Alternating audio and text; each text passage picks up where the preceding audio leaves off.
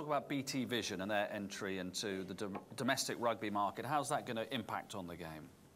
Well, I think you've got to see that as a positive. Anybody who's been involved in either buying or selling TV rights over the years, you want competition.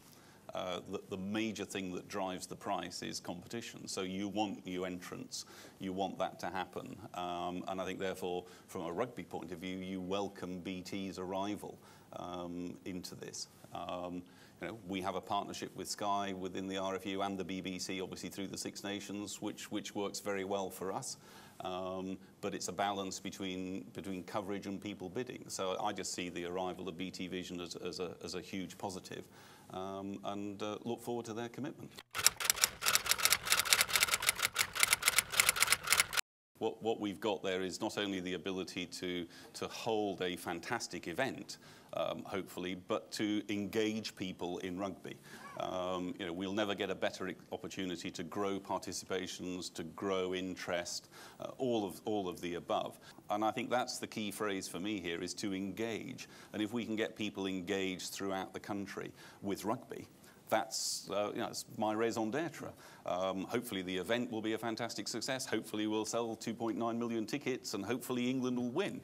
But at the end of it as well, it's a 5-year plan for me. There's the 44 days of the event in 2015, but actually we announced the other day what we're planning already for legacy. You know, you can't hope for greater participation and children and adults staying with the game if you haven't got enough coaches, if you haven't got enough volunteers to deal with it, if you haven't got enough people within the game. And what we announced the other day was an investment already over the next 3 years to grow the people participating in the game. And then hopefully, if we get queues of children standing outside rugby grounds wanting to play because we've motivated them through the World Cup, we're able to accommodate that.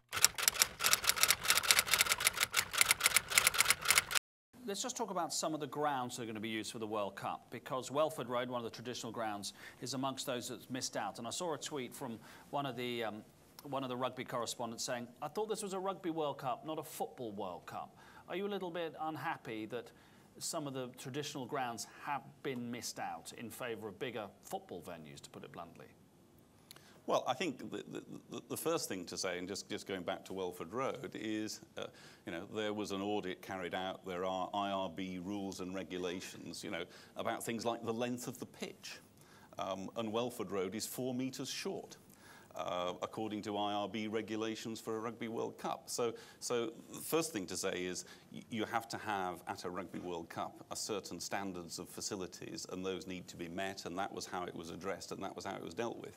That was the primary situation. The secondary one then as well is, yes, we want to sell something like 2.9 million tickets. You need larger facilities, larger grounds.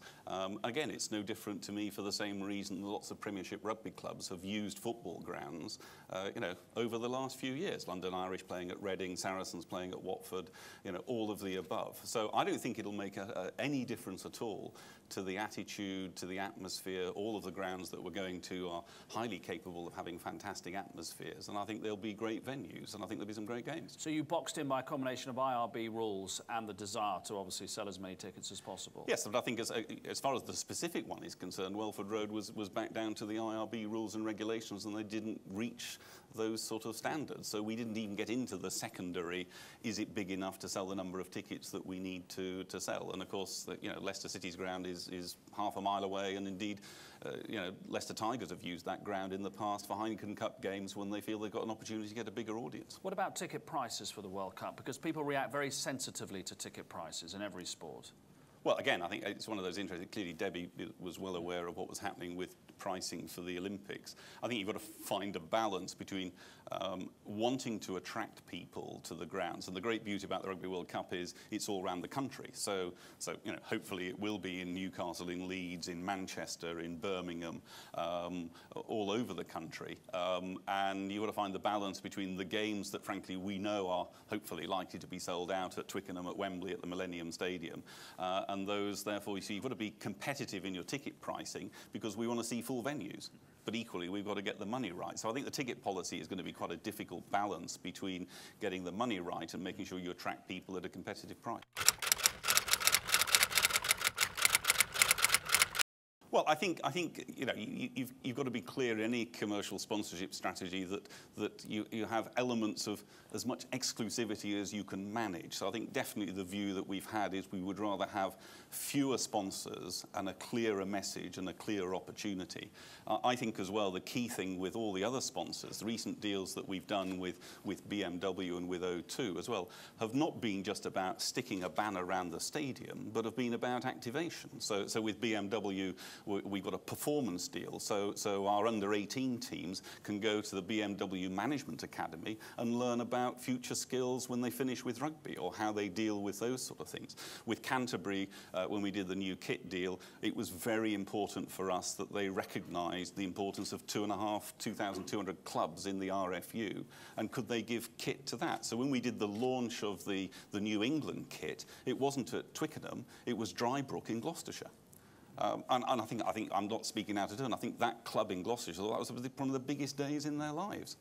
And that's the sort of thing I'm talking about. And I think with sponsorship as well, everybody wants to see community activation, for want of a better phrase. And I think that's very much what we want to try and do. And it doesn't matter how big the sponsor is, whether you're BMW or O2, you want to see that sort of activation. So this is what you mean by narrower and deeper? Yes, I think absolutely. What we want is to find those major sponsors who will go all the way through, who will support us, you know, sponsoring coaches, supporting community volunteers, recognising that the clubs are very important. And of course, they want to see the ultimate, the England senior team, and how that works as well. But it really does need to go all the way down through the game.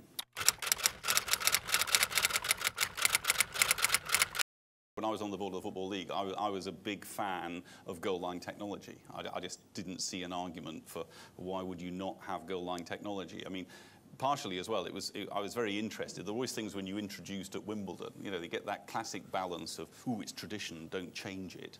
But in fact, if you look at what's changed at Wimbledon over the last 10 years, it's been phenomenal. You know, a roof, you know, Hawkeye, all of those sort of things. And one of the interesting things for me was when Hawkeye was introduced at Wimbledon, I was waiting for the dreaded letters from, why do I always say Tunbridge Wells? But there's nothing against Tunbridge Wells, but you always have that image of somebody from Tunbridge Wells is going to write a letter of complaint. And I didn't get a single letter of complaint about Hawkeye, not one. You know, and I think within tennis it's been enormously successful. I think in rugby, the key thing for me always has to be, if you've got the technology available, and is it a try or isn't it a try, why wouldn't you use it? It's pretty simple to do. It's hugely important, you know, for the players, for the game. You know, I mean, we had a match, you know, the match against Wales last year, where we had a try in the last minute. Was it or wasn't it? And I think, you know, you feel much happier when you've got that technology available. So I think technology in that respect is something to embrace. How do you use it? Do you balance it? Do you make sure it doesn't slow up the game? Do you make sure it doesn't sort of, I think, reduce the power of the referee? Because I think that's also very important. I certainly always found at Wimbledon, just on that, in terms of line judges and umpires, anybody who looked at Hawkeye and seen the pace of what they were having to judge it, and then saw a decision based on that, has nothing but sympathy for a lines person or an umpire. And I think, you know, there's quite a lot of us sit at home and watching sport on TV, and you watch endless replays of was it or was it not a penalty. I always end up having huge sympathy for the referee who's watching it once in real time. But I think, just narrowing it down again, on the narrow issue of goal line technology, you know, that must be a situation that, and I think it will come about, but it should come about sooner rather than later.